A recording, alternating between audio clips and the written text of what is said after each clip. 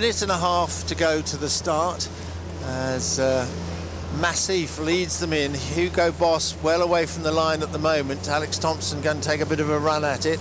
In the middle between Maitre Coq and Macif is Chemini Pujolat, which is Bernard Stam, and he just luffs Maitre Coq gently to give him a bit of an advantage.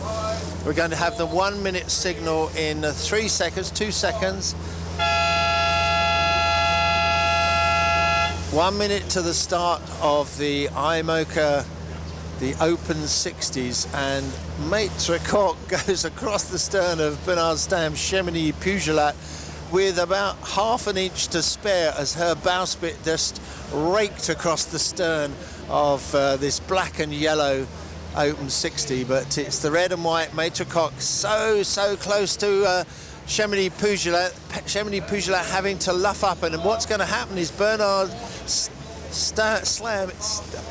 Stam, if he's not careful, is going to find himself on the wrong side of the inner limit mark, which is exactly what Maitre Coq is trying to do. Hugo Boss, Alex Thompson is coming roaring in this silver hull black sailboat with 10 seconds to go to the start. He's hoping to find a gap between the other Open 60s and the limit mark, and I think he might just do it. But Macif is closest to the line, all clear. Macif at the outer limit mark with her green and blue sails, blue and green and white hull. The massive swing keel comes out to windward. Hugo Boss trying to squeeze their way in there. Will they do it? Chemini Pujolat has got the better of Maitre Coq and is going to be second over the line. But Alex Thompson, that was a bold start, my friend, and he's just about got away with it. He found enough room to now just go round the outer limit mark for the line and come up on the wind. So a little bit late for the start, but a good one. PRB and Safran a long way from the line, and they are heading on port tack into the middle of the line, but certainly the boats on starboard that started at the outer end of the line being shadowed by a television and cameraman's helicopter.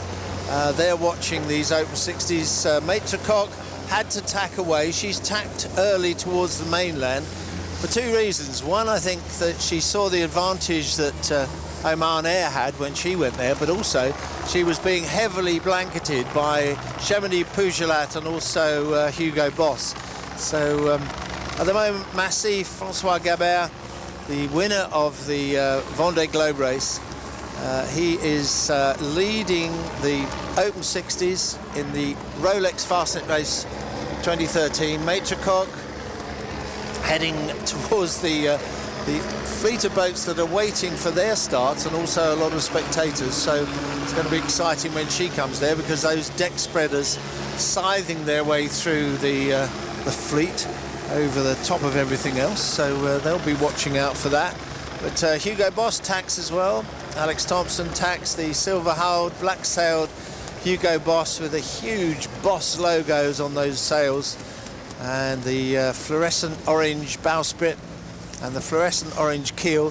Some wonderful photographs of Alex a year or so back when they were sailing that Open 60 along and flying the keel just clear of the water, and Alex actually got down from the hull and stood on the ballast bulb of that that keel swung right out, and they just managed to snap a few shots of it before I think he was dumped unceremoniously into the water.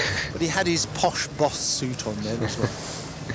Now that's what you call posing. Oh, not half. Macif heading off the green and blue Open 60, the winner of the Vendee Globe race in the last few months, and of course the monohulls can point up a bit higher. So is there any chance of them catching the multi-hulls before Land's End? Or I very much doubt it, to be honest. The trimarans, the catamarans aren't so good, but trimarans do go to windward very, very well, and I think they'll be holding up as much as possible, and they will stay in front. And of course, you know, we're talking about 60-footers against 131-footer.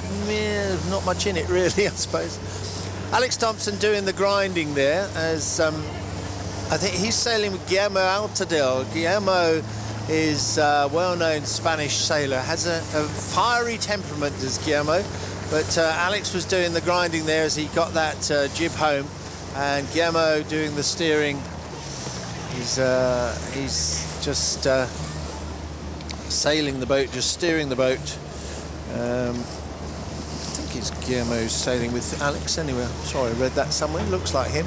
Well, they seem to have a girl on there with a camera as well, so somebody's doing a bit of photographic work for Hugo Boss. Maybe she'll be taken off before they go through the Needles and head out on the really tough part of the course.